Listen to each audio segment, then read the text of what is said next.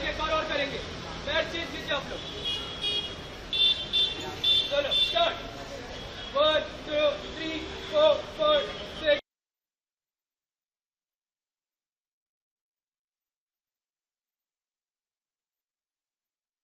ये योग जो है वो भारत की प्राचीन परंपरा रही है, जिसे देश के यशस्वी प्रधानमंत्री श्री नरेंद्र मोदी जी ने एक मुहिम बनाकर युद्ध स्तर पर इसे आज विश्व के कोने कोने में पहुंचाया है, जिसका नतीजा है कि आज देखिए हमने मोहम्मद अली रोड पे मीनारा मस्जिद के ऊपर के सामने पैसेज में आज योगा का कार्यक्रम रखा, जिसमें बड़ी संख्या में हमारे मस्जिद के इमाम, मुदर्रिस, मौलाना लोग शामिल हुए और योग शरीर के लिए लाभदायक है इसका एक मैसेज भी दिया, जिसके लिए एक जो मोदी जी की जो मुहिम है उसको मुझे लगता है आज उनकी मुहिम को हम पूरा होते हुए देख सकते हैं।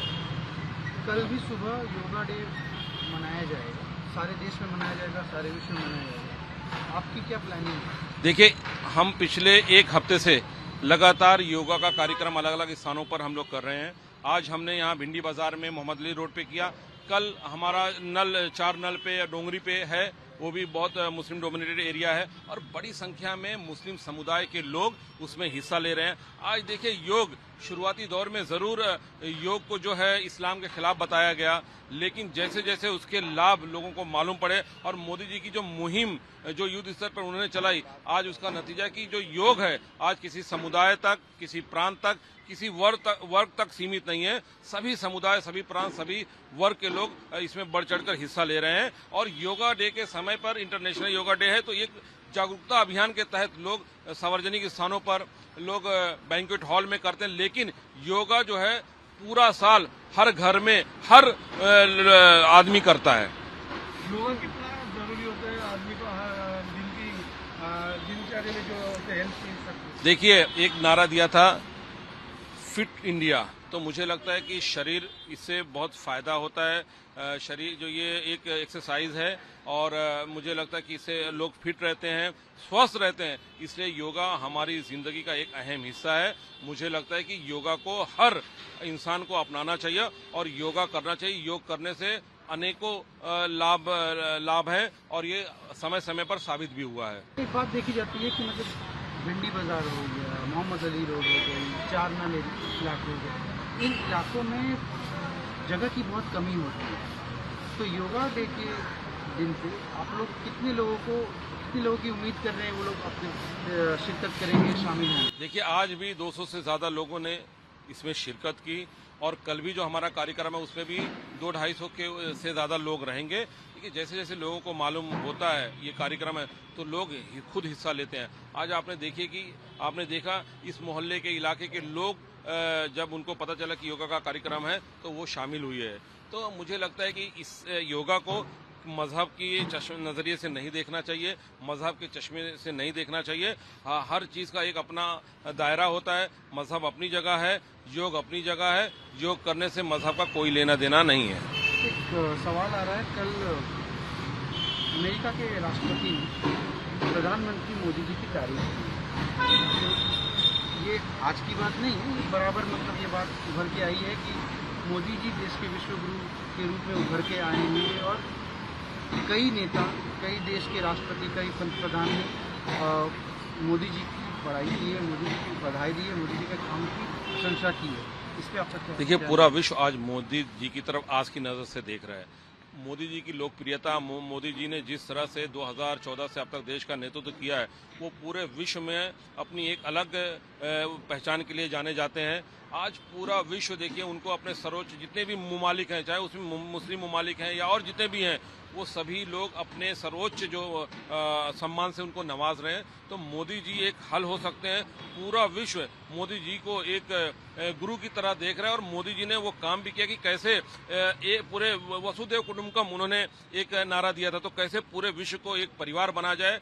जिस तरह से उन्होंने 140 करोड़ भारतीयों को एक सूत्र में पिरोकर अपना परिवार मानकर भारतीयों को विकास की मुख्य धारा से जोड़ा है, ऐसी ही उनका जो विजन है, जो उनकी सोच है कि पूरे विश्व को एक साथ में लेके चलना है, उसका नतीजा है कि आज देखिए जहां जाते हैं उनको सम्मान मिलता है। हमने पहले भी प्रधानमंत्री देखे हैं जो तीसरी लाइन चौथी लाइन में खड़े रहते थे, लेकिन आज मोदी जी, जैसे डायलॉग है ना कि जहां से हम खड़े होते हैं वहीं से लाइन शुरू होती है, तो आज मोदी जी 56 इंच सीना तान के हम लोगों का विश्वास लेकर, हम लोगों का साथ लेकर जो आज पूरे विश्व में जाते हैं, उसका ये नतीजा है कि भारत की भी लोकप्रियता बढ़ती है और मोदी जी ने उसको आगे बढ़ाया है। आज बीच में देखिए मोदी जी खड़े रहते हैं, उनके आजू बाजू सारे देश के मुखिया, राष्ट्रपति, प्रधानमंत्री खड़े रहते हैं। हमने वो भी दौर देखा कि हम तीसरी चौथी लाइन में हुआ करते थे। तो ये नेतृत्व क्षमता का नतीजा है, ये नेतृत्व का नतीजा है।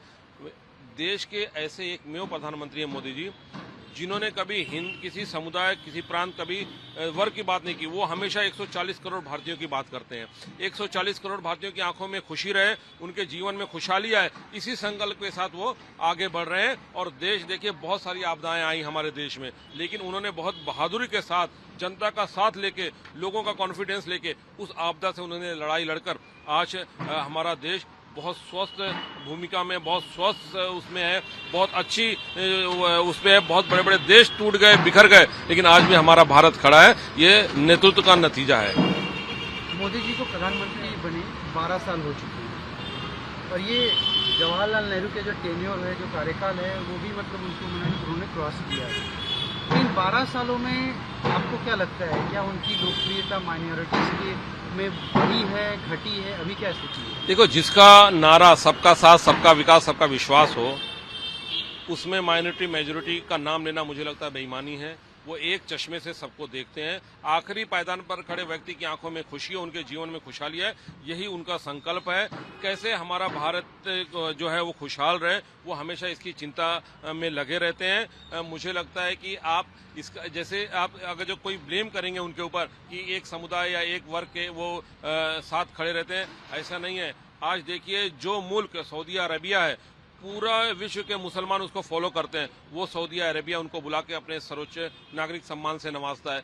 जितने भी गल्फ में हैं ममालिक, ओमान हो गए, दुबई हो गया, सब लोग उसको अपने सर्वोच्च नागरिक सम्मान से नवाज रहे हैं। इसका मतलब हमारे मोदी जी में जरूर कुछ बात है। कुछ लोग अपनी राजनीतिक रोटी सेकने के लिए, अपनी राजनीतिक जमीन तलाशने के लिए, उसको कायम रखने के लिए प्रोपेगेंडा करते हैं, इल्जाम लगाते हैं, जो गलत है।